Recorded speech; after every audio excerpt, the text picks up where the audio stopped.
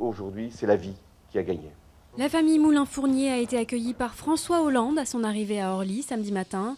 Les 7 Français, otages du groupe Boko Haram au Nigeria, ont été libérés dans la nuit de jeudi à vendredi.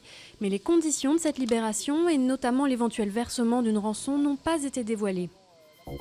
Fin de la chasse à l'homme à Boston, le 2e suspect a été arrêté vendredi soir.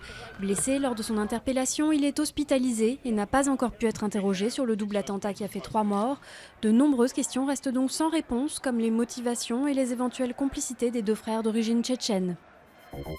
Le sud-ouest de la Chine a été frappé par un tremblement de terre de magnitude 6,6. Une centaine de personnes au moins sont mortes. Un bilan qui pourrait rapidement s'alourdir en raison du nombre de blessés. Pékin a dépêché 2000 militaires sur place pour aider les secouristes. Le Sichuan avait déjà été endeuillé en 2008 par un puissant séisme qui avait fait 87 000 morts et disparus. Coup de théâtre en Italie, où le président sortant accepte de se représenter sous la pression des principaux partis.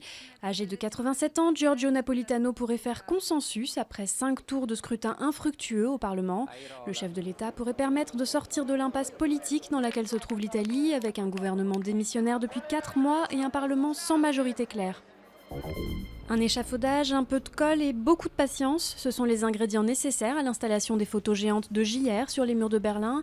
À seulement 30 ans, l'artiste français est connu dans le monde entier pour ses immenses portraits, comme ceux de Palestiniens et d'Israéliens affichés en 2007 de part et d'autre du mur de séparation.